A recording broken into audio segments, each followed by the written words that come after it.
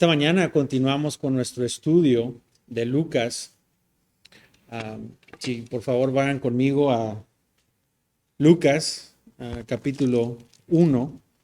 Vamos a estar viendo versículos 67 al 80. Capítulo 1, versículos 60 al 80. El domingo pasado analizamos la fidelidad de Dios en su profecía y en su promesa. Nació Juan, el precursor del Mesías, el que viniera antes del Mesías para anunciarlo. Y ahora llegamos a la profecía de Zacarías y la bendición hacia Dios. Esta mañana quiero señalar dos cosas en nuestro texto para que puedan ver dos cosas muy importantes. La primera, veremos el hecho de que el propósito de Dios para el cristiano es estar lleno del Espíritu Santo. El propósito de Dios para el cristiano es de que estén llenos del Espíritu Santo, y eso debería ser la meta de nuestra vida como cristianos igual. La segunda cosa que quiero señalar es varios puntos que están claramente resaltados en nuestros texto que apuntan a la misericordia de Dios en la salvación. La misericordia de Dios en la salvación.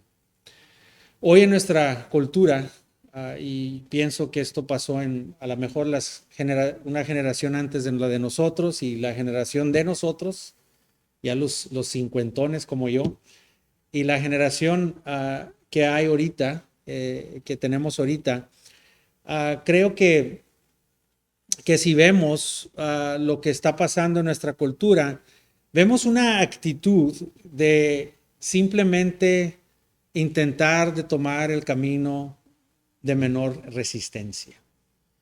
Vivimos en una cultura donde lo más fácil, queremos un trabajo, pero queremos que nos dé lo más fácil, no trabajar mucho, nomás vivir la vida bonito, calmadito, con menos resistencia.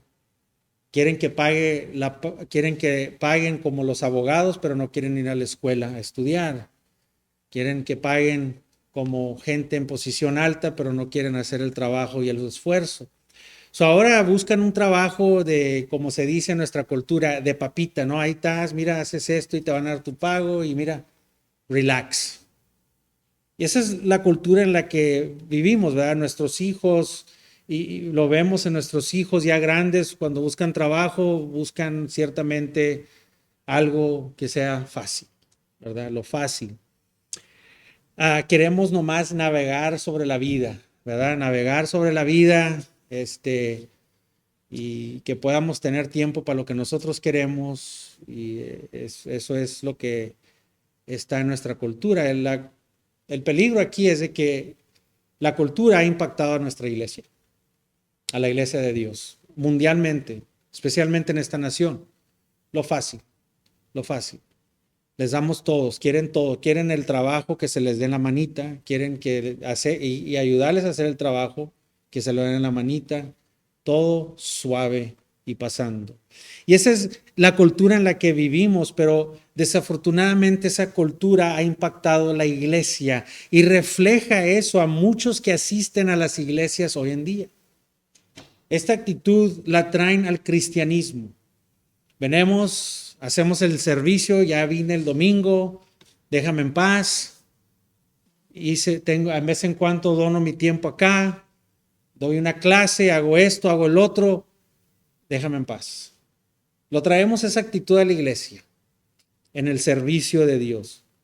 Queremos simplemente navegar por la vida, contentos de cómo están las cosas, no me afectes mi mundo en el que estoy caminando. Desafortunadamente están ciegos del hecho de que Dios traerá un terrible juicio en el futuro. Cristo volverá y no va a ser bueno para todos cuando Él vuelva. Puede que se enteren, pueden que lo hayan escuchado, pero No van por la vida ellos pensando que sus buenas obras los ayudarán, viniendo a la iglesia, ayudando aquí en vez en cuando, haciendo esto y el otro. Piensan que eso los ayudará a navegar en la vida cristiana. Y entonces no piensan, cuando oyemos esto, cuando oyen esto, no piensan que se aplica a ellos mismos porque sienten que están bien con Dios. Y eso es lo que el mundo piensa. Todos piensan que está bien con Dios. Y lo primero que trae una ideología, una manera de pensar donde escucho que dicen, no importa, nomás hay un Dios. No, el Dios de la Biblia es muy diferente al Dios de tu denominación. El Dios de la Biblia es muy diferente a tu religión.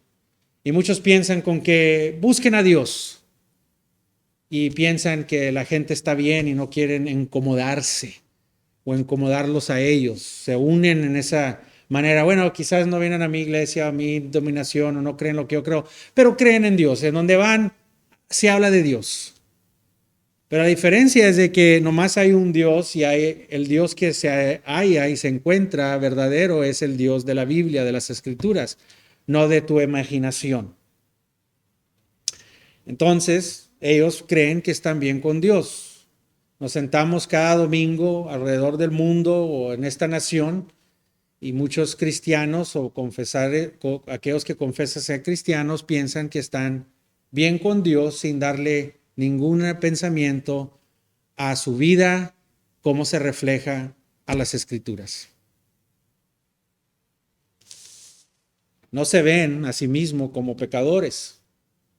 Aunque escuchan tantas advertencias, no ven su desesperada necesidad de salvación y por eso no responden con gratitud al hecho de que Dios envió su misericordia al enviar al Salvador. No hay esa gratitud. La gratitud que le damos a Dios hoy en las iglesias es de prosperidad, de salud. Cuando nos da algo, Dios, bueno, venemos, aleluya, lo alabamos. Pero así no es. Debe de haber una gratitud, debe de haber una alabanza siempre de nuestras bocas por la misericordia de Dios en mandar a su Hijo Jesucristo para salvar al mundo. Ese es el concepto en el que se halla ahora la iglesia, de que no hay esa alabanza verdadera. Zacarías era un judío fiel que cumplía con su deber como sacerdote. Hacía todo lo que se requiriera de ser sacerdote. Tanto como Elizabeth, guardaron ellos los mandamientos y las ordenanzas del Señor. Si alguien tenía que pensar que eran buenos, eran ellos. Nosotros ni nos llevamos, ni le llegamos a los talones, como se dicen, a Zacarías y a Elizabeth, ni a María. Si alguien podría pensar que están haciendo la obra de Dios y que están bien con Dios, eran ellos, era Zacarías. Porque ellos no cayeron en la cultura romana de paganismo. Como ahora hemos caído en la cultura del paganismo, ahora el mundo afecta cómo hacemos la iglesia, afecta lo que se predica en el púlpito. Ellos no cayeron en la cultura. Zacarías tenía todo el derecho de pensar que estaba bien con Dios y simplemente pasar la vida continuando con sus propias buenas obras sin nada que temer del juicio de Dios. Pero Zacarías vio la misericordia de Dios al igual que Elizabeth y al igual que María. Se vio a sí mismo indefenso. Confió en Dios y supo que su hijo sería aquel que vendría antes del Salvador para anunciar al Rey de Reyes. Y tan pronto como Zacarías pudo hablar, salió de él un hermoso salmos de alabanza a Dios por su gran misericordia al enviar al Salvador que había sido prometido a los padres siglos antes. Aunque era un hombre piadoso, Zacarías había dudado de Dios Había dudado que Dios podría hacer tal milagro. Zacarías decía, pues ¿cómo podría Dios dar un hijo a una pareja tan anciana como nosotros y a una esposa estéril? Y Dios lo disciplinó, hizo que Zacarías quedara sordo y mudo durante al menos 9 meses. Pero el hijo prometido había nacido aquí. Vimos eso la semana pasada. Y en la ceremonia de la circuncisión se reunieron todas las familias y los amigos. Y todos pensaban que el nombre del niño debía de haber sido Zacarías, porque la cultura dice que cuando nace el hijo se le da el nombre del padre. Especialmente como sacerdote en esa cultura judía, si eras sacerdote, tu hijo tenía que tener su nombre porque él también tenía que seguir los pasos de sacerdotes. Y no ponerle el nombre a tu hijo tuyo, había chance de que no fuera a ser sacerdote en su vida. Pero Zacarías escribió en una tablilla en obediencia al mandamiento de Dios. Su nombre es Juan. Y el segundo que escribió eso, pudo hablar. Y lo primero que salió de su boca eran alabanzas a Dios por su gran salvación. ¿Qué ejemplo hay aquí, hermanos? Cuando estamos en tribulaciones, cuando estamos en problemas, cuando tenemos cargas difíciles en la vida, ¿nos sometemos a lo que Dios está haciendo en nuestras vidas o andamos como gallinas sin cabezas? ¿Nos sometemos a la disciplina de Dios? ¿Alabamos al Señor cuando las cosas están en lo peor de tu vida, cuando está en la oscuridad, cuando estás en la tormenta, cuando vienen los huracanes de la vida, que como vimos, estas tormentas que sacaron hasta troncos de árboles, hicieron daño en las casas? Cuando estás en la tormenta de la vida, sí, ¿hay alabanza en tu vida por la gratitud de que Dios ha mandado al Salvador? Vamos a leer nuestro texto. Lucas capítulo 1, versículo 67. Su padre Zacarías fue lleno del Espíritu Santo y profetizó diciendo: bendito sea el Señor Dios de Israel, porque nos ha visitado y ha traído redención para su pueblo, y nos ha levantado un cuerno de salvación en la casa de David, su siervo, tal como lo anunció por boca de sus santos profetas desde los tiempos antiguos, salvación de nuestros enemigos y de la mano de todos los que nos aborrecen, para mostrar misericordia a nuestros padres y para recordar su santo pacto, el juramento que hizo a nuestro padre Abraham. Considerándonos que, liberados de la mano de nuestros enemigos, le servimos sin temor, la santidad y justicia delante de él todos nuestros días.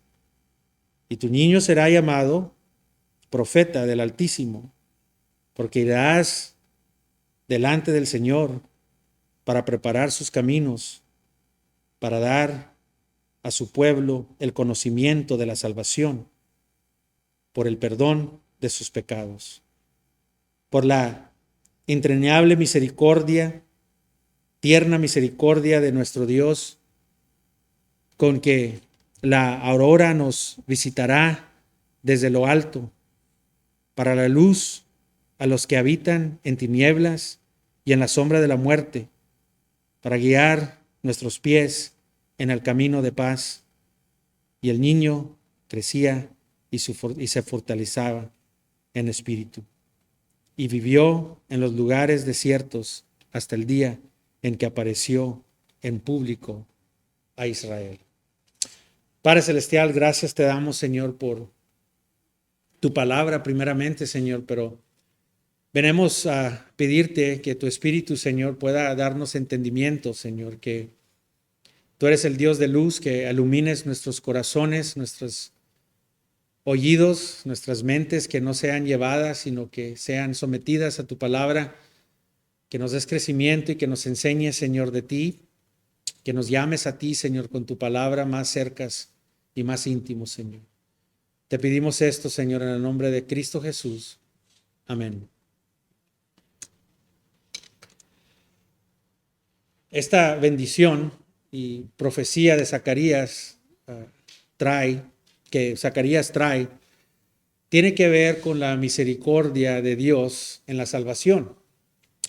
Su enfoque principal es la redención y la salvación. Ese es el enfoque principal. Si vamos a ponerle un título a esta sección, sería redención y salvación.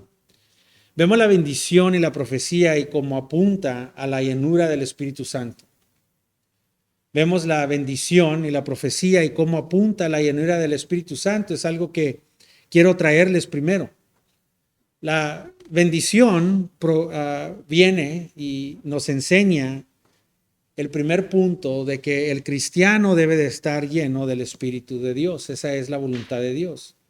Benedictos proviene de la primera palabra del latín vulgate. Ese es el lenguaje latín común. El vulgate es lo que todos entendían, los pobres y de todas sociedades, era el vulgate. Y esa es la primera palabra que usa benedictus, para la palabra que tenemos bendición.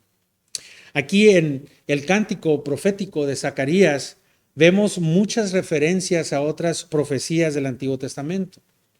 Entonces podemos concluir que había algo en común sobre lo que vimos aquí, lo que vemos aquí en María, en Isabel, y ahora aquí con lo que vemos en Zacarías. Y lo común que tenemos aquí es que todos estaban saturados de la palabra de Dios. Ahí está la clave. Todos estaban saturados en la palabra de Dios. Zacarías era un hombre que caminaba irreprensablemente delante del Señor. Y una razón clara es que caminaba así porque era un hombre saturado en la palabra de Dios.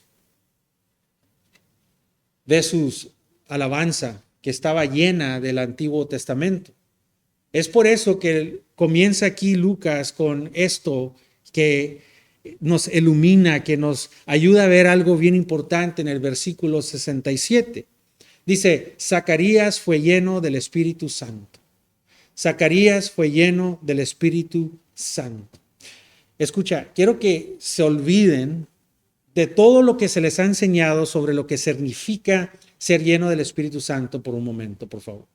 No me importa la denominación de la que viniste o de dónde creciste o de dónde lo oíste, pero quiero que por un momento dejes a un lado y sácate todo lo que te han enseñado y lo que conoces de lo que significa de ser lleno del Espíritu Santo por un momento para poder ver lo que la Biblia enseña de lo que es ser lleno del Espíritu Santo. Vamos a ver lo que la Biblia dice. La llenura de la palabra o ser llenos de la palabra está claramente ligada con la llenura del Espíritu Santo o con estar llenos del Espíritu Santo. Estar lleno de la palabra y estar lleno del Espíritu Santo están ligados. Eso es lo primero que tenemos que ver. Creo que esto nos pide que nosotros hagamos una pregunta. Cuando vemos esto, hay que hacernos una pregunta. Y la pregunta es para el cristiano, para que ha confesado a Cristo, ¿está la palabra de Dios? ¿Estás en la palabra de Dios diariamente, verdaderamente? ¿Estás en la palabra de Dios diariamente? La pregunta que tenemos que hacer es que si la palabra de Dios es más que solo información en tu vida, o está penetrando profundamente en tu corazón, transformándote. Esta es una de las principales razones por las que muchos no están llenos del Espíritu Santo. No conocen la palabra de Dios. Tienen años en las iglesias, tienen años escuchando a una persona predicar, tienen años en estudios bíblicos, pero ellos no conocen la palabra por sí mismos, no la leen, no se saturan, no se empapan de la palabra de Dios. Es por eso que muchos no están llenos del Espíritu Santo. Necesitamos entender que nuestra meta como cristianos es buscar una vida llena del Espíritu Santo. Pablo nos ordena una y otra vez que seamos imitadores de Cristo en 1 Corintios 11:1. También nos manda a ser llenos del Espíritu en Efesios capítulo 5, versículo 18. Allí lo que tenemos que ver que habla Pablo es de que no te llenes de borracheras, no te llenes del mundo, no te llenes de cosas mundanas. No específicamente está diciendo de algo. Él lo que está diciendo, el punto de Pablo es ser llenos del Espíritu Santo. Eso es lo que te debe de llenar. Ese es el punto de ese texto. Ser llenos del Espíritu Santo. Y nos continúa a decir que seamos llenos de la palabra, Colosenses 3:16. Incluso nuestro Señor Jesucristo pudo resistir, nomás pónganse a pensar esto es algo asombroso si vemos realmente, y cuando leemos la palabra de Dios, vemos que nuestro Señor Jesucristo podría haber resistido las tentaciones del diablo con su propio poder. ¿Pero qué hizo? ¿Lo usó su propio poder para resistir al diablo? Él le podía haber hecho así, se acabó, pero no lo hizo. ¿Cómo se armó para resistir al diablo? Se armó con la palabra, y dice la palabra de Dios esta frase, que Dios mismo, Jesucristo en carne, estaba lleno del Espíritu Santo. ¿Ves? Lleno del Espíritu Santo. Él podría haber usado su poder divino, pero no lo hizo. ¿Por qué? Tuvo que depender de la provisión divina de la palabra de Dios y el Espíritu de Dios. ¿Y por qué lo hizo así? Para que lo podrías imitar. Para que tú podrías hacer exactamente lo que Dios hizo. Cristo Jesús se humilló, se hizo menos que los ángeles, vino a este mundo y ¿sabes qué hizo? Se hizo a un lado todo su poder. Él era igual que Dios, pero lo hizo a un lado para poder vivir una vida donde tú podrías seguirlo. No necesitas tener estos dones de poderes y esto y lo otro. No necesitas poder tener, sanar y esto y lo otro. No necesitas, sino lo que necesitas es estar lleno del Espíritu Santo y lleno de la palabra de Dios. Y con eso derrotas a todo enemigo. Esa es la arma que Dios, la arma divina que Dios nos ha dejado. Su palabra y su espíritu, y nada en este mundo puede derrotarte cuando Dios está en ti, porque más grande es aquel que está dentro de ti que el que está fuera de ti. Amén. Y Dios, Cristo mismo, tomó esa posición para que lo podamos imitar a Él, hermanos. Qué hermoso. Vemos a un hombre en Zacarías que dudó a Dios. Lo dudó. Pero luego alcanzó la cima de su disciplina por durarlo, ¿verdad? Dios lo disciplinó y lo hizo sordo mudo.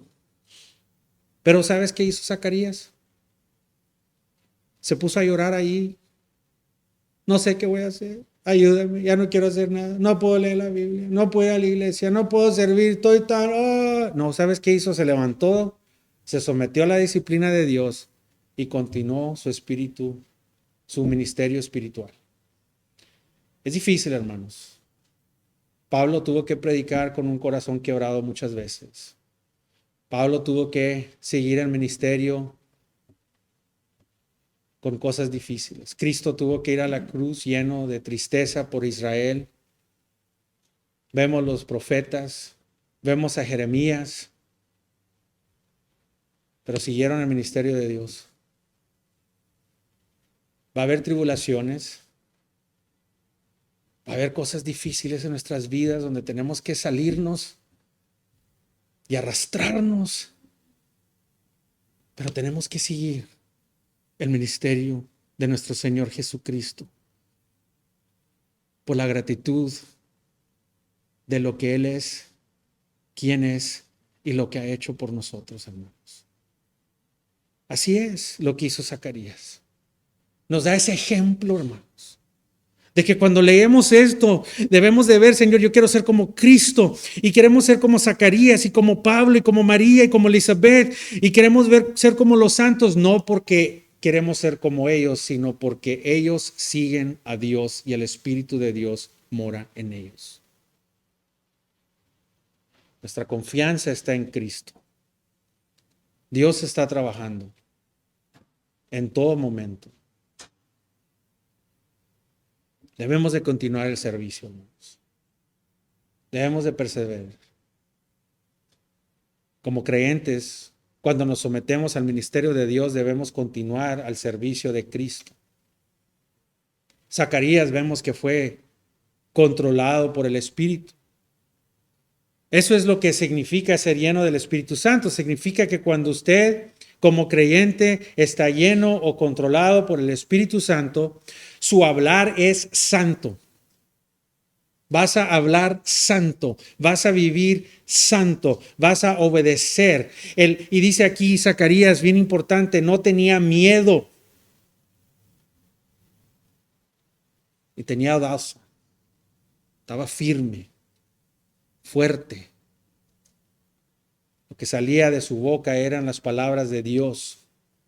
Segunda de Pedro, capítulo 1, versículo 21, nos dice que porque jamás la profecía fue dado de Dios, porque la profecía fue dada de Dios, la voluntad, porque jamás la profecía fue hecha por la voluntad humana, sino que hombres motivados por el Espíritu Santo hablaban de parte de Dios. Gracias, hermanos. De parte de Dios. En 2 de Samuel, capítulo 23, David declara, el Espíritu del Señor habló por mí y sus palabras estaban en mi lengua. También vemos en Lucas capítulo 2, versículos 28 al 32, Simeón, ¿se acuerdan lo que dijo Simeón? Él dijo, entró en el Espíritu, entró lleno del Espíritu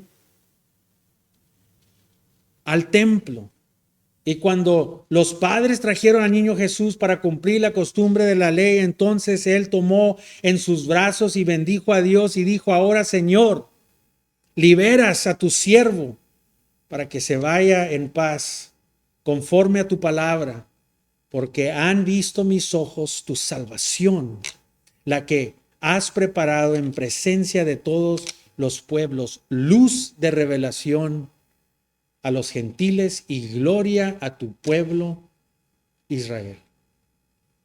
Vemos un patrón aquí.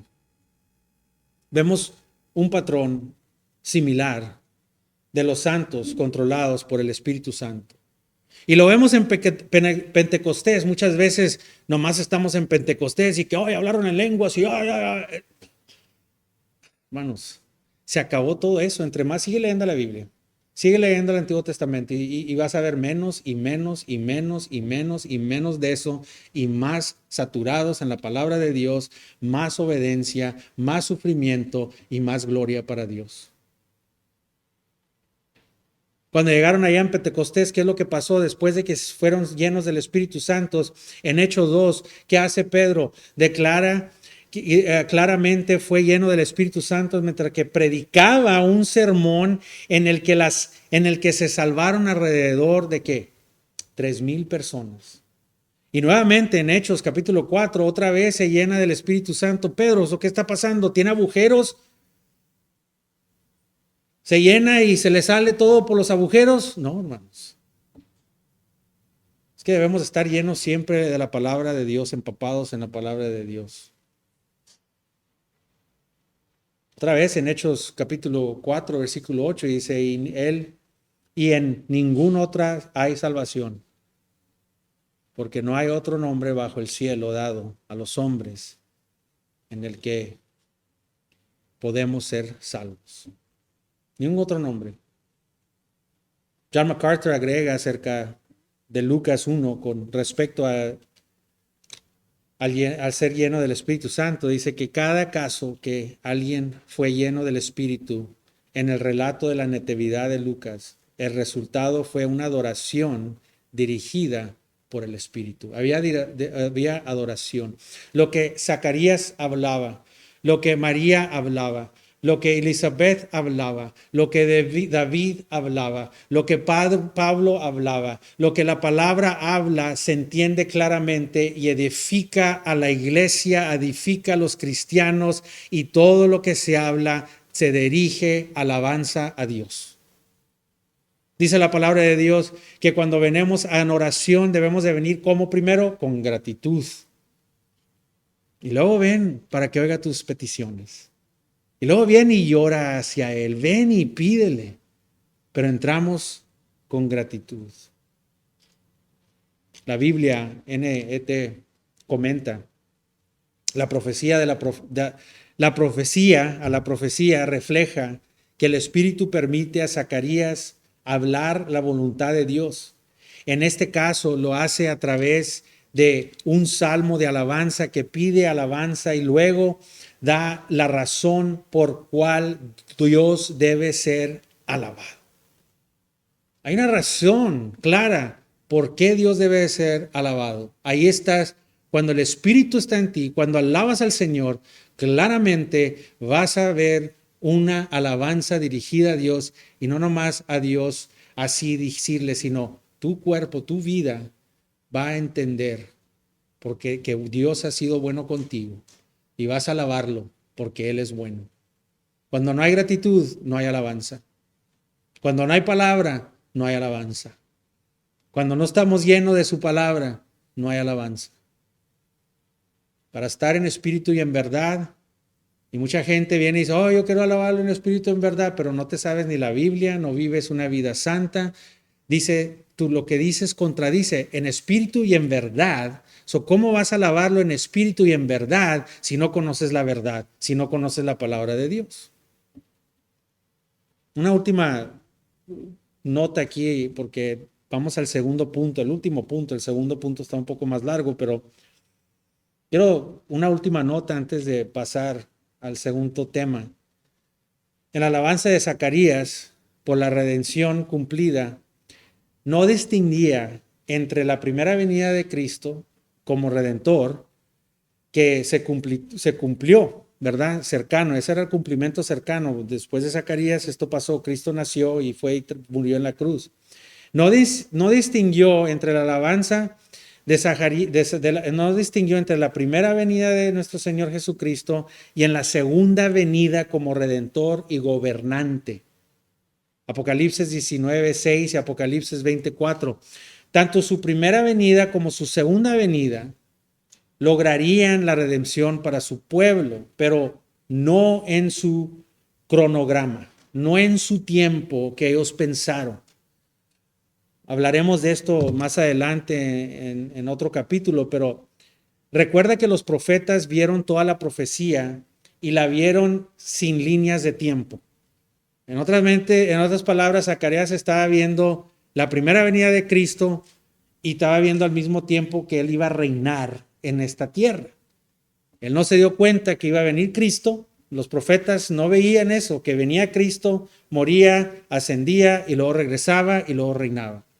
Ellos vieron derechito y no vieron el tiempo. Siempre en el Antiguo Testamento vemos que los profetas no entendieron esto. Zacarías tampoco comprendió esto.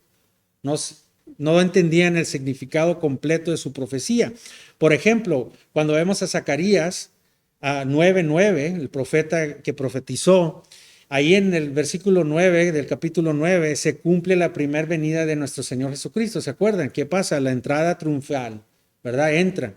Y lo vemos manifestarse en Mateo capítulo 21 y en Juan capítulo 12. Y eso debía de ser una señal clave para Israel, que era Cristo el Mesías que esperaron, pero no lo vieron así. Ni siquiera los discípulos comprendieron al principio. Ahora vamos a movernos de ahí para que puedan entender eso, ¿verdad? Pero vamos ahora a la misericordia de Dios en su salvación.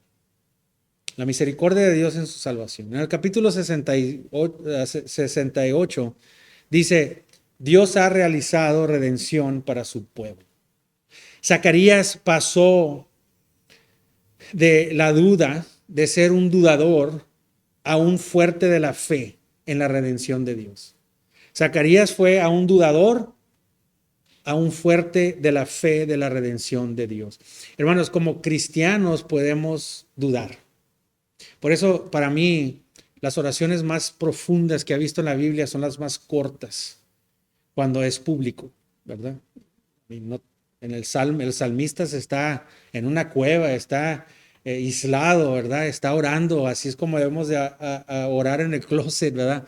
Pero las oraciones más poderosas para mí han sido las más cortas y las más impactantes, como aquella oración que dice, Señor, creo, pero ayuda a mi incredulidad. Imagínate, como cristianos, creemos, hermanos, sí creemos. ¿Y qué podemos pedir, Señor? Sí creo, pero ayuda a mi incredulidad. Eso es lo que tenemos que orar. Señor, creo, pero ayuda mi incredulidad. Qué poderosa oración. Esa es una oración súper corta, pero para mí ha sido impactante en mi vida, hermanos. Ha cambiado la manera en la que oro, ha cambiado la manera en que vivo, porque en veces dudo. Y no dejo que Satanás venga y me apachurre y venga y diga, mira, viste, dudaste, fallaste, sino al contrario, digo, sí, dudé, pero yo creo. Pero Señor, ayúdame en incredulidad. Y agárrate, porque te va a ejercer ese músculo, hermanos. Ese músculo de la fe no se pone más fuerte, al menos que sea usado. Al menos que, como dice en el gimnasio, si no hay dolor, no hay ganancia, ¿verdad?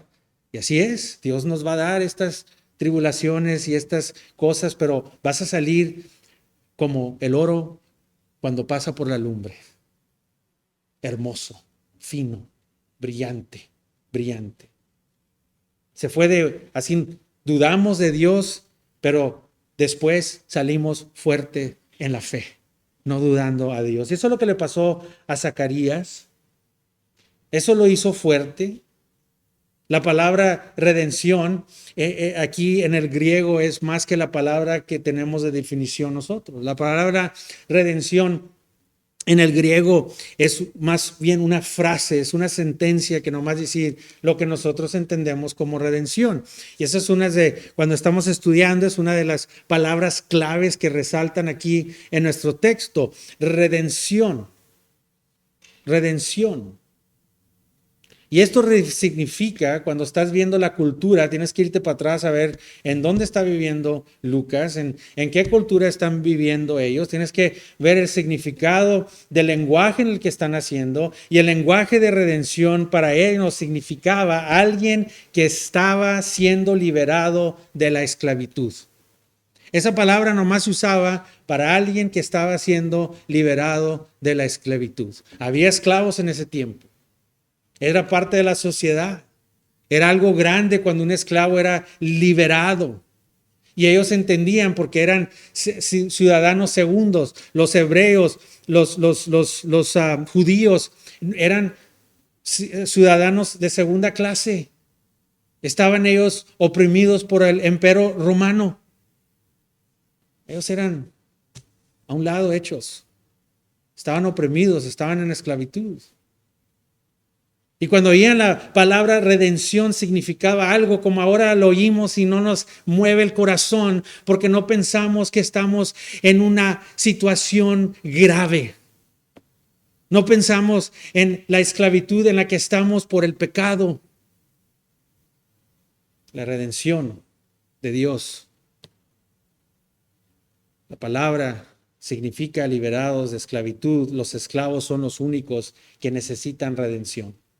Nomás los esclavos necesitan redención.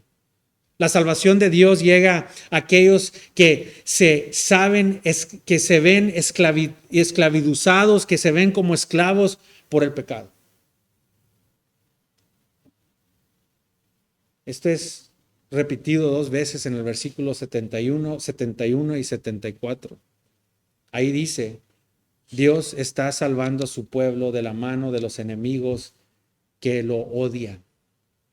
Aunque Cristo sí va a establecer su reino en el milenio, en su segunda venida, y va a liberar a Israel de su enemigo, pero el punto aquí que vemos es que hay otro enemigo más fuerte que el enemigo romano para ellos. El enemigo en el que está refiriéndose aquí es el Dios de este mundo que ha ciegado el conocimiento de los incrédulos para que no vean la luz del evangelio de la gloria de Cristo. 2 Corintios 4:4. No estamos luchando contra sangre y carne, sino contra las potestades, las fuerzas espirituales del mal. Y hay quienes necesitan liberación de Dios porque están en esclavitud del pecado y oprimidos por Satanás. Versículo 79 dice, para la luz sobre los que habitan en tinieblas y la sombra de la muerte, para guiar nuestros pies por el camino de la paz. Esto nos da una imagen clara de aquellos que caminan en tinieblas y que caminan sobre la sombra de la muerte por causa del pecado. Estos son los perdidos, como yo era, como tú eras, si has clamado a Cristo. No puedes ver, no sabes que andas mal, piensas que estás bien en la vida. Están en total oscuridad sin saber el camino en que tomar. El punto metafórico es que estas personas están caminando en la sombra de la muerte en total oscuridad, pero saben que necesitan desesperadamente a un Salvador. Aquí está la clave, hermanos. Para que tú puedas comenzar a llegar a ser salvo, lo primero que tiene que suceder es de que tienes que entender que estás en un dilema grave. Lo primero que tienes que entender es que está grave la cosa. Estás en necesidad de un Salvador, desesperadamente. No puedes hacer tú nada para salirte de ahí. Nada puedes hacer. Nada. Nada. Incluso Zacarías, aquí Zacarías se describe como un hombre justo, irreprensible. Y sabe en el versículo 6 que necesita desesperadamente salvación de Dios. Si Zacarías, hermanos, que dice que era irreprensible, si Zacarías era un hombre que seguía los mandatos de Dios, si María era una mujer que seguía los mandatos de Dios, si Elizabeth era una mujer que seguía los mandatos de Dios, y aún ellos cayeron muertos al suelo, entendiendo que necesitaban a un Salvador, ¿ahora qué podemos decir nosotros?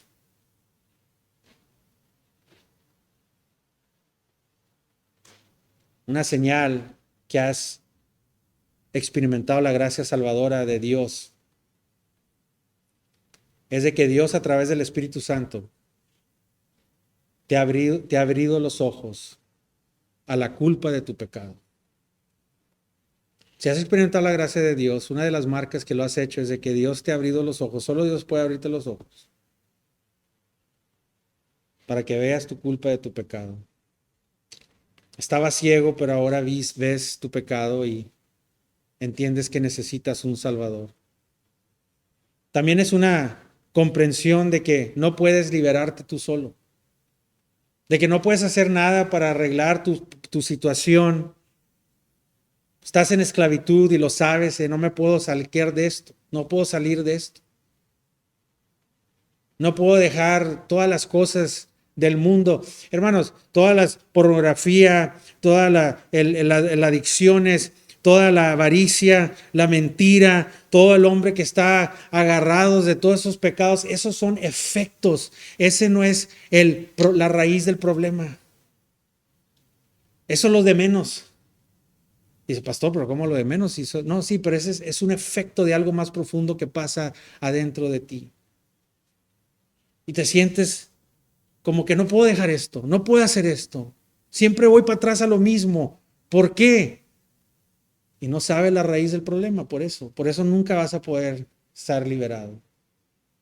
Nunca vas a ser liberado de lo que tienes. Puedes hacerlo temporalmente, con tu propia fuerza, ir a agarrar ayuda, psicología, yo creo.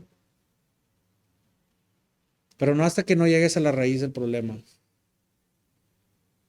Que tú puedas llegar rendido y decir, Señor, estoy en esclavitud, yo no puedo. Ya he tratado todo y no puedo. Necesito un Salvador. Es lo único que te va a salvar del juicio de Dios. Esto es lo que significa que Dios trae luz sobre aquellos que se sienten en la oscuridad. Tienes que llegar ahí. Tienes que llegar ahí a sentirte en la oscuridad. Hay buenas noticias para ti, hermanos. Vemos en la alabanza y la profecía de Zacarías también que nos dice claramente que la salvación es de Dios y solo de Dios. Solo Él puede darlo. Nunca podríamos salvarnos por nosotros mismos. Versículos 66 y 78 nos trae una frase muy importante. La frase importante es que el Señor Dios que nos visitó. ¡Wow! Dios nos visitó. Tú no vas y lo visitas a Él. La palabra de Dios dice, nadie lo busca, ninguno lo busca. Yo buscaba a Dios, pero buscaba a Dios para que me quitara mis problemas, para que me diera mis sueños, porque me vendieron a un Dios de salud y prosperidad. Muchos buscan a Dios. Ay, mira, está buscando a Dios, pero ¿qué estás buscando? Estás buscando que quite tus problemas. Cuando debemos de buscarlo, cuando Él te busca a ti, para quitarte el problema más grande que tienes, y ese es el pecado. Para quitarte el pecado, para que puedas tener una relación hermosa con Él. Y luego ya lo demás se arregla. Ya lo demás viene. Pero ninguno los busca a Dios. Dice no puedes decir mentiroso, pero la palabra de Dios dice, ni uno lo busca, ni uno. Pero Dios es el que te vino a buscar a ti. Dios es el que vino a iniciar a ti. Estás aquí no porque tú lo buscaste, sino a una manera u otra Dios te atrajo a Él y por eso estás aquí. Por eso es algo sobrenatural. Es algo de otro mundo, es algo que Dios es el que te ha puesto para que escuches ahorita y estés aquí en este momento. Él nos vino a buscar. Él vino y nos visitó. En su infinita misericordia vio nuestra condición e impotencia, se tomó piedad de nosotros y descendió en la persona de Cristo para traer la salvación. Desde Génesis 50, cuando Dios le promete a José, cuando moría en Egipto, dice, Dios visitará a tu descendencia y los traerá de allí a la tierra que habitaría, a la tierra que había prometido bajo juramento a Abraham, a Isaac y a Jacob. Y después de 400 años que estuvieron de esclavitud en Egipto, leemos que Dios le dijo a Moisés en Éxodo 3:16, te ha visitado. Si recuerdas, Dios estaba sin hablar por 400 años antes de que Lucas escribía aquí. El último profeta que había hablado antes de Lucas, de Zacarías, era hace 400 años. Dios no se olvida de su pueblo. No sé qué estás pasando. No sé qué le estás pidiendo a Dios. No sé qué está sucediendo en tu vida. Y quizás no está respondiendo como tú quieres, o quizás piensas que se está tardando mucho tiempo, pero Dios no se ha olvidado de ti. No se olvida de ti. Si algo Dios tiene, siempre llega a tiempo. No a tu tiempo, pero a su tiempo. Siempre. Siempre. Aquí vemos el nacimiento de aquel que anunciaría al Mesías, exactamente como Zacarías había profetizado. Bendito sea el Señor de Israel porque nos ha visitado y realizó la redención para su pueblo. Es lo que dice Zacarías también. Dios nos ha visitado en el nacimiento de Jesucristo. Dios estuvo aquí, no fue una leyenda, no fue un cuentito, Él estuvo aquí caminando en la tierra, ahí en Palestina, ahí estuvo Él, caminó, vivió, lloró, comió. Estuvo aquí, nos visitó. En versículos 68 y 69, Zacarías dice, nos levantó un cuerno de salvación. El cuerno de es un símbolo de la fuerza de un animal y nos señala el hecho de que la salvación requiere un gran poder que solo Dios puede hacer contra nuestro enemigo, porque es muy fuerte nuestro enemigo. El problema es que muchos cristianos quieren ir a derrotar al diablo con sus propias fuerzas y sale mal todo. Si tú pudieras derrotar a tu enemigo solo, Cristo no hubiera venido para morir en la cruz por ti. Pero Dios lo hizo. Y está apuntando al hecho de que la salvación vino del Señor. Zacarías explica claramente que Dios envió un Salvador de acuerdo al juramento y al pacto de Abraham, 72 y 63. 2000 años antes del nacimiento de nuestro Señor Jesucristo, Dios escogió soberanamente a Abraham, un pagano, y prometió sobre este hombre dar una descendencia y una tierra en Canaán que bendecirá a todas las familias en la tierra. Génesis 12, 1 al 3. Jesucristo fue descendiente de Abraham, en quien se cumpliría la promesa de Dios. Juan el Bautista también fue elegido por Dios como aquel que iba a venir a anunciar a Cristo como prometido de hace años y cientos de años antes. Juan también fue profetizado que viniera, fue escogido por Dios, Isaías 43 y Malaquías 3 y 5. Dios había profetizado que enviaría a su mensajero en el espíritu y en el poder de Elías para preparar el camino delante de él. Hermanos, Dios es soberano. Yo no lo entiendo todas las cosas, pero Él es el que escoge. Hermanos, ¿por qué escogió a Abraham? Pues para su gloria. Para su gloria. ¿Qué tiene todo esto en común? Todo esto apunta a la elección soberana de Dios. Dios no necesitaba el esfuerzo del hombre, ni las obras del hombre, y mucho menos de su propia capacidad. Él lo profetizó y lo cumplió a pesar de las dudas de Zacarías y de sus incapacidades de poder tener un hijo. Hermanos, desde el principio que leemos la Biblia, si no has visto esto, Dios escoge a Abraham y Abraham la riega, como se dice. Abraham se sale del camino, pero ¿qué hace Dios? Quita su voluntad, entra él y lo mueve para atrás. Dios interviene. Dios no depende de que Zacarías iba a ser un hombre, que la duda de Zacarías no paró que Dios hiciera lo que iba a hacer. Los pecados de Abraham, los pecados de Jacob, los pecados de Isaac, que vimos tantas cosas que pasaron, no dejaron que Dios parara el trabajo que iba a hacer. Él lo movió todo como debía de ser. Hermanos, ¿qué noticia me da a mí? Ay, Señor, qué tanto la riego en veces. Qué tanto te fallo, Señor. Pero aún así Dios nos usa. Qué hermoso es eso, hermanos, que el Señor te usa todavía cuando fallas. La salvación que Dios proporcionó en Jesucristo proviene totalmente de Él. No podemos hacer nada para ganarnos. No podemos hacer nada para trabajarlo, y lo único que podemos hacer es recibirlo. Es lo único que puedes hacer, recibirlo. Recíbelo. Recíbelo. La salvación viene de Dios, aparte del mérito humano, de lo que nadie pueda hacer o jactarse. Zacarías también señalaba la idea de que solo a través de Cristo se puede lograr la salvación, nomás en Cristo, no en María, no en otras cosas, no en Cristo, solo en Cristo.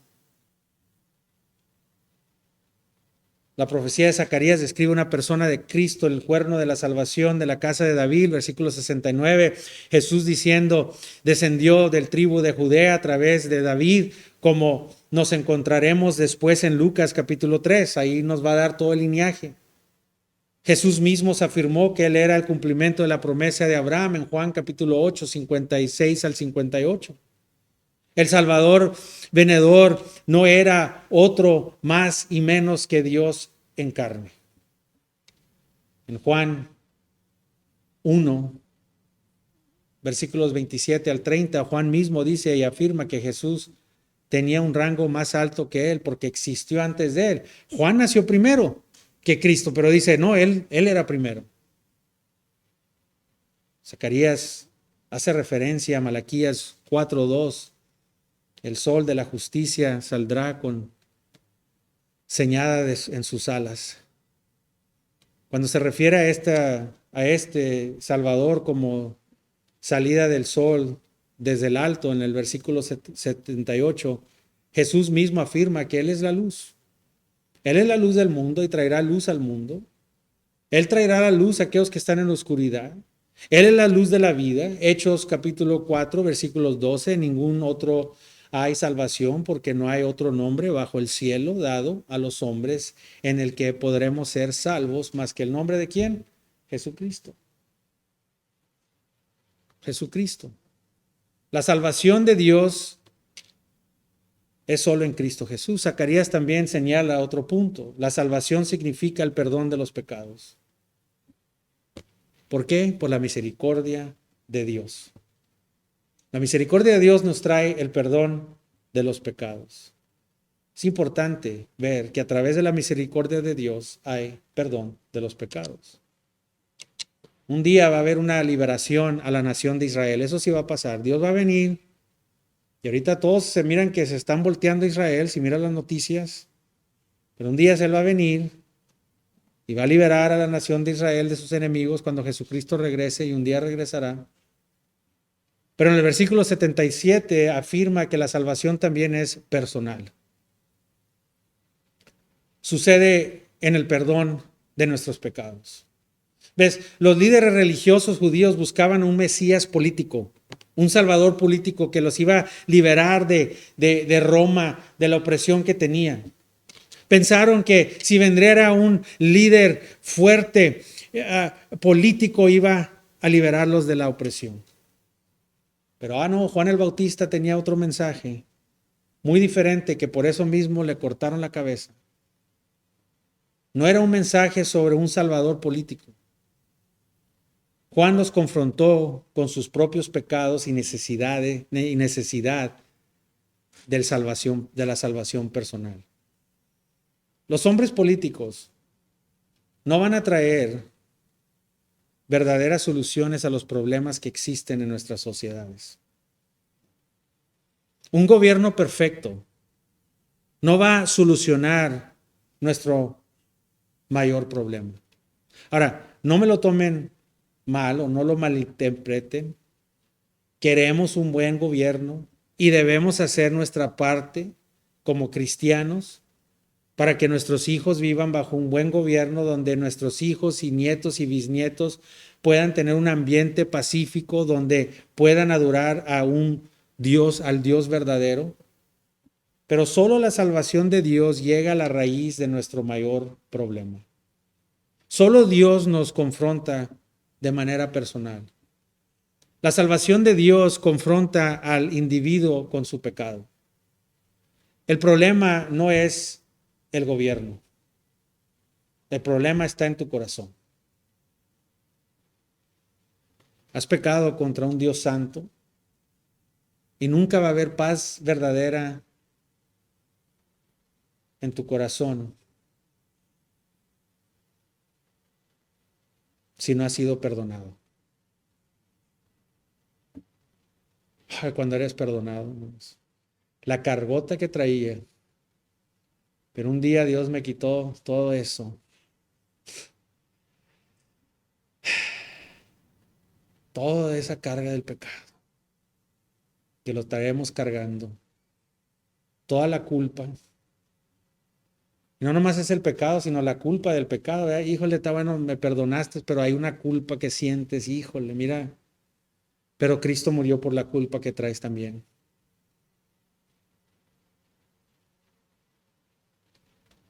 Solo Dios puede perdonar. Solo Dios puede traerte una paz verdadera en tu corazón cuando sabes que Él ha perdonado tus pecados. has sido perdonado. La pena de los pecados debe pagarse, se tiene que pagar. Debes algo. Y en la cruz Jesucristo se ofreció a sí mismo como rescate para los pecadores. Rescate.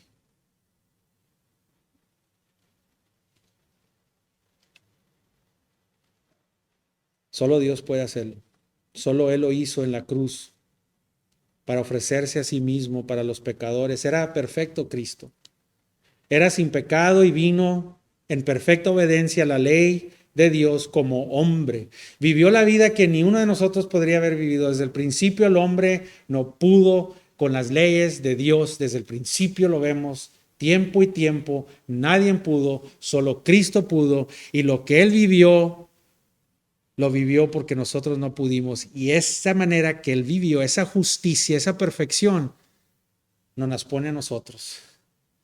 Nos quita la culpa, nos quita el pecado y lo entierra y lo clava en la cruz y te hace una nueva criatura y te pone su justicia a Él para que camines tú sin culpa y sin pecado y para que disfrutes del perdón verdaderamente. Eres liberado.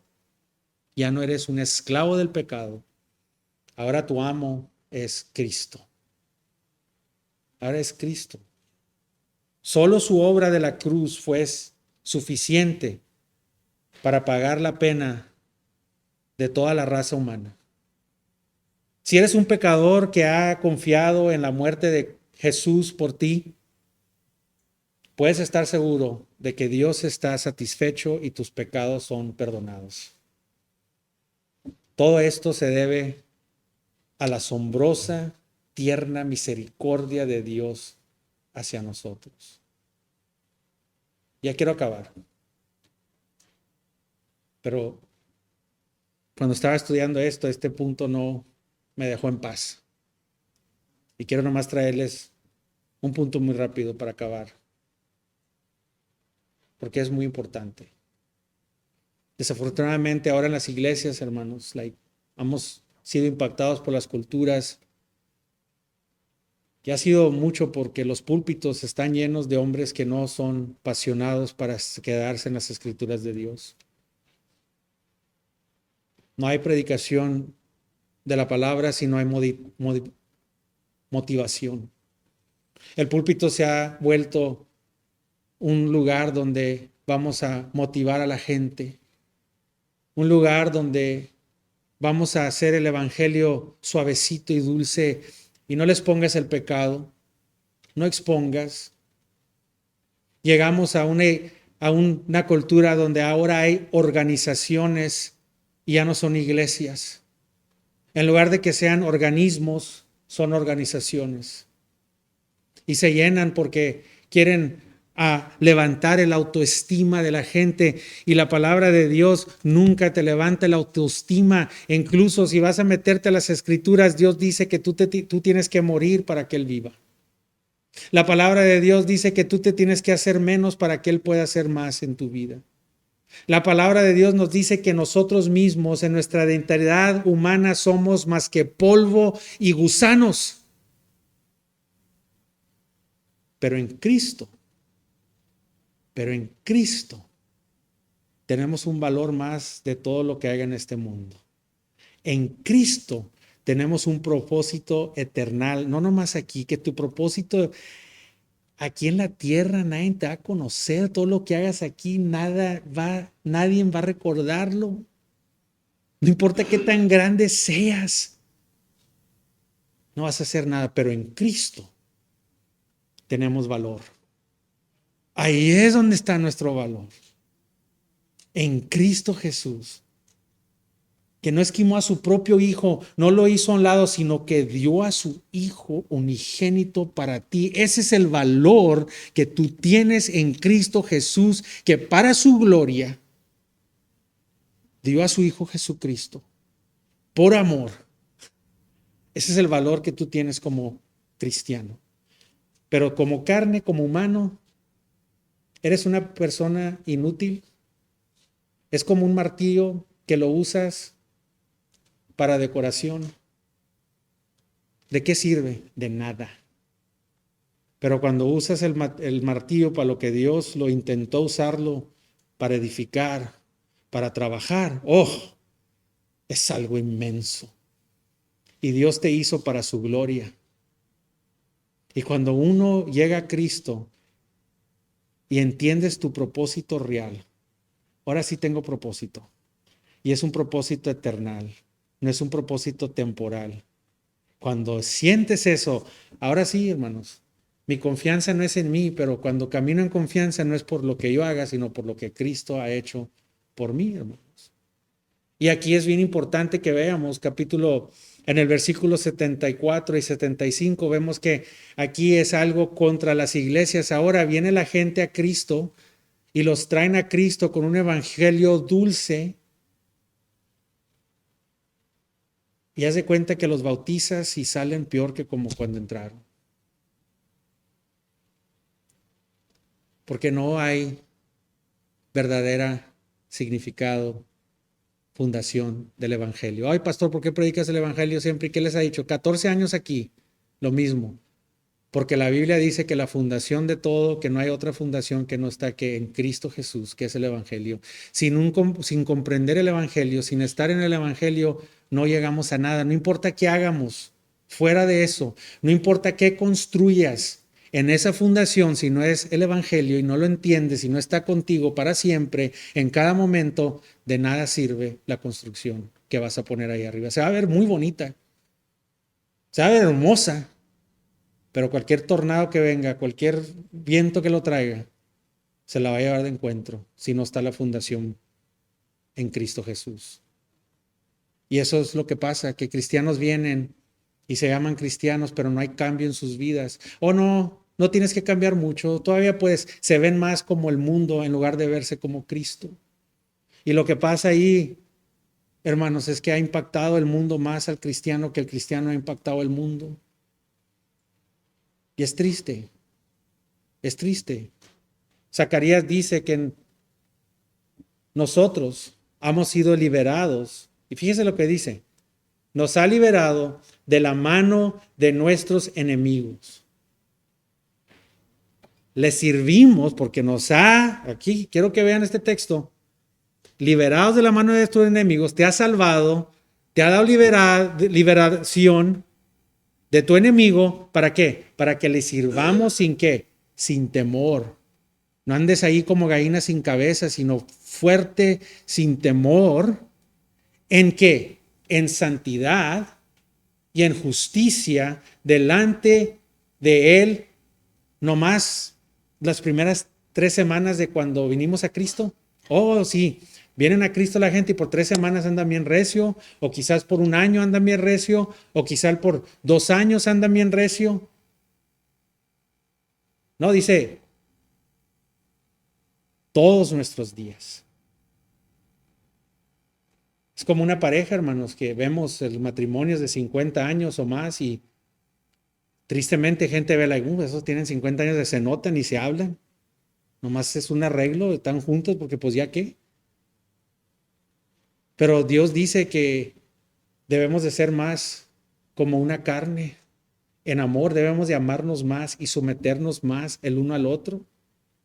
Es como cristianos que tienen 20, 30, 40, 50 años que están en las bancas y entre más de cristianos tienen, menos parecen como Cristo. No saben traer a un joven y discipularlo, no saben ni enseñarlos las escrituras, no saben ni enseñarlos cómo caminar la vida cristiana. En lugar de verse más como Cristo, se apartan a Cristo. Todos nuestros días. Cuando Dios salva a una persona, no lo hace para que tengas gozo y felicidad con un evangelio falso que dice, ay, tú tienes problemas, mira, vente a Cristo y todos tus problemas se te irán.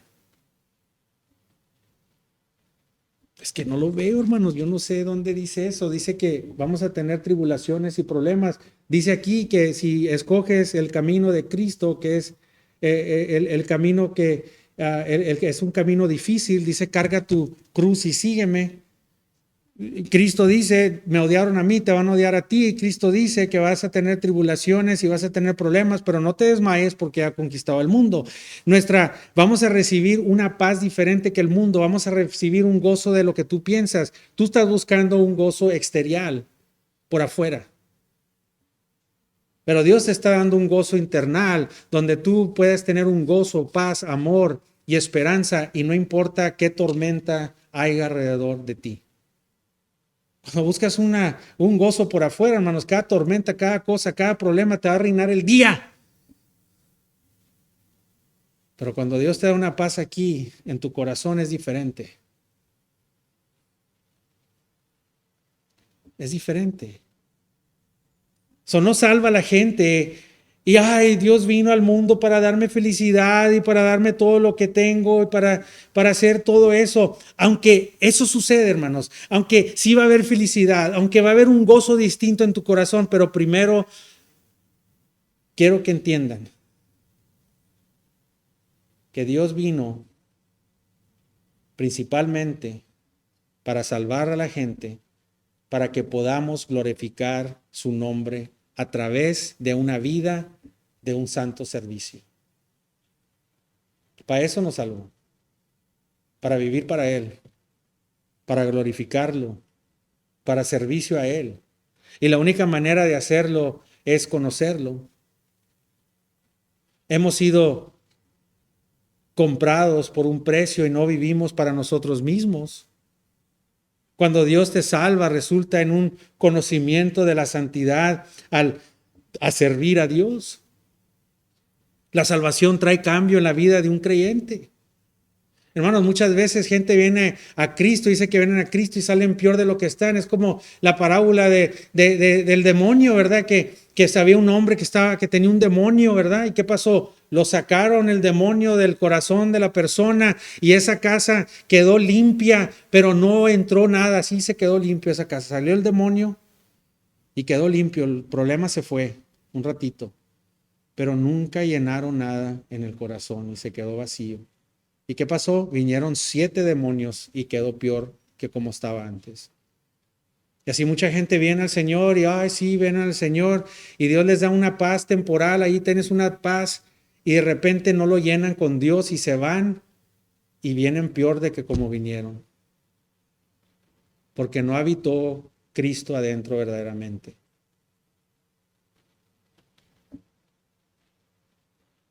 Hemos sido comprados. Tenemos un nuevo nacimiento. Trae cambio en el creyente, hermanos. Ahora pensamos que venimos a Cristo y no tenemos que cambiar nada.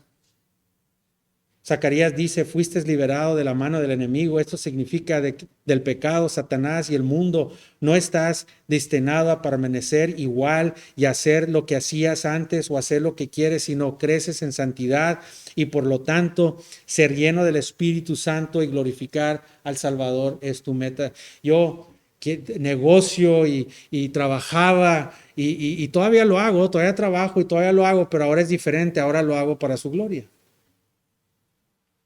No quiere decir que viene un billonario aquí a la iglesia, el billonario entra aquí y órale, ya vino a Cristo, deja todo tu dinero. No, ahora él comprende que ahora todo este dinero que tengo, yo creía que yo lo hice, pero es de Dios. Y ahora voy a trabajarlo para su gloria. Eso es lo que sucede, hermanos.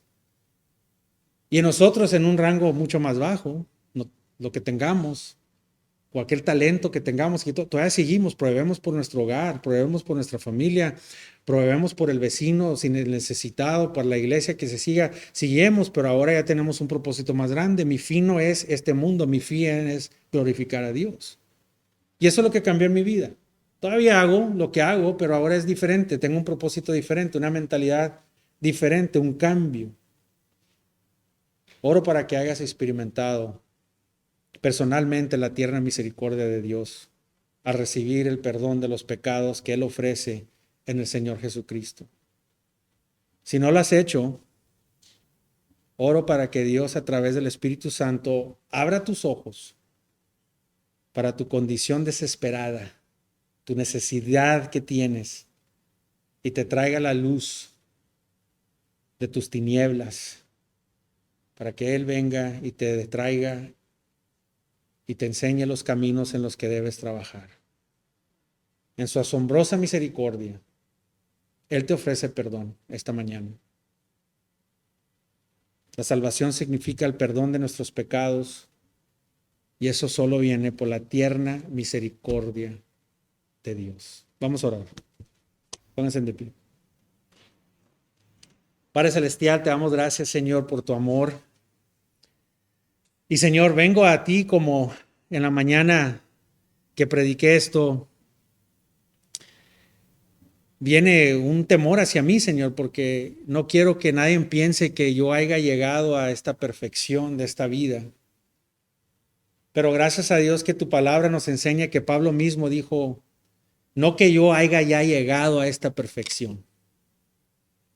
Igual yo esta mañana, Señor, entiendo que no que yo haya llegado a esta perfección, pero dijo Pablo, pero es mi meta. Que no ha llegado a esa perfección, Señor, debe de ser nuestra meta para cada creyente. De ser más y más parecidos en tu imagen.